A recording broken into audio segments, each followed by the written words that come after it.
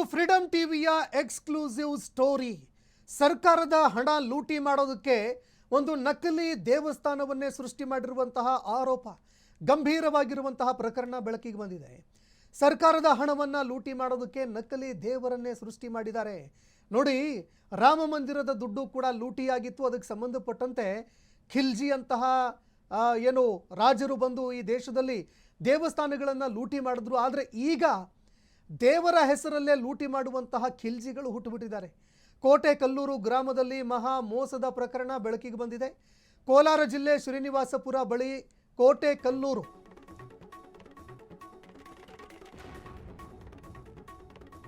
ರದ್ದಾಗಿರುವಂತಹ ನೇಮಕಾತಿಗೆ ಮತ್ತೆ ಮರುಜೀವಕ್ಕೆ ಹುನ್ನಾರ ಮಾಡಿರುವಂಥದ್ದು ಬೆಳಕಿಗೆ ಬಂದಿದೆ. ಮುಜರಾಯಿ ಇಲಾಖೆಯಿಂದ ರದ್ದಾಗಿತ್ತು ನೇಮಕಾತಿ, ಅಕ್ರಮ ಅಂತ ಸಾಬೀತಾಗಿದ್ರೂ ಕೂಡ ಮರು ನೇಮಕಾತಿಗೆ ಯತ್ನ ಮಾಡಿದ್ದಾರೆ. ಇನ್ನು ಮರು ನೇಮಕಾತಿಗೆ ತಹಶೀಲ್ದಾರ್ ಸುಧೀಂದ್ರ ಅವರು ಯತ್ನ ಮಾಡಿದ್ದಾರೆ. ಗ್ರಾಮಸ್ಥರು ಎಷ್ಟೇ ದೂರು ಕೊಟ್ಟರೂ ಕೂಡ ನೋ ಯೂಸೇ ಆಗಿಲ್ಲ. ಅದು ತಹಶೀಲ್ದಾರ್ ಅವರು ಕಣ್ಣು ಮುಚ್ಚಿ ಕುಳಿತಿದ್ದಾರೆ. ಸುಧೀಂದ್ರ ಅವರು ಅಕ್ರಮ ಮಾಡಿದವರ ಪರವಾಗಿ ಶ್ರೀನಿವಾಸಪುರ ತಹಶೀಲ್ದಾರ್ ಅವರು ನಿಂತಿದ್ದಾರೆ. ದೇವಸ್ಥಾನದ ನೇಮಕಾತಿ ಬೆಂಗಳೂರಿನ ಚನ್ನಕೇಶವಾಚಾರ್ ಜೊತೆ ಸೇರಿ ಪಕ್ಕಾ ಸ್ಕೆಚ್ ಹಾಕಿದ್ದಾರೆ ಅನ್ನೋ ಮಾತುಗಳು ಕೇಳಬರ್ತಾ ಇದೆ. ಈ ಜಾನಕಿ ದೇವರು ಇಲ್ವೇ ಇಲ್ಲ, ಆದರೂ ಕೂಡ ಅದನ್ನು ಸೃಷ್ಟಿ ಮಾಡಿ ಕಟ್ಟು ಕಥೆಯನ್ನ ಕಟ್ಟಿ ಹಣ ಪೀಕೋದಕ್ಕೆ ಅಂತ ಮುಂದಾಗಿದ್ದಾರೆ.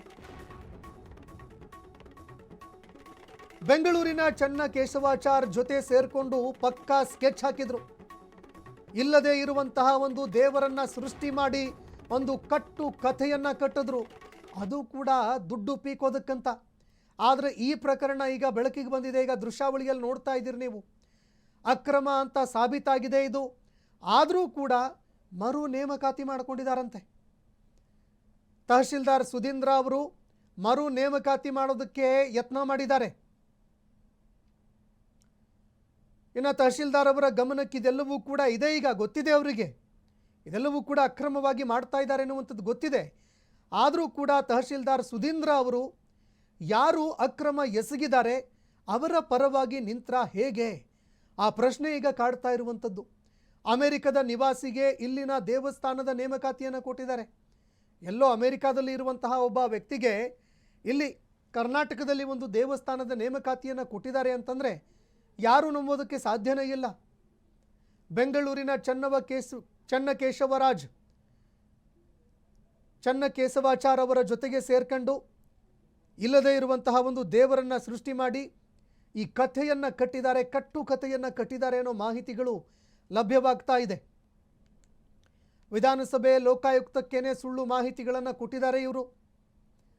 ತಿಂಗಳಿಗೆ 6,000 ಹಣ ಲಪಟಾಯಿಸೋದಕ್ಕೆ ಭಾರಿ ಹೈ ಡ್ರಾಮಾನೇ ಮಾಡಿದ್ದಾರೆ.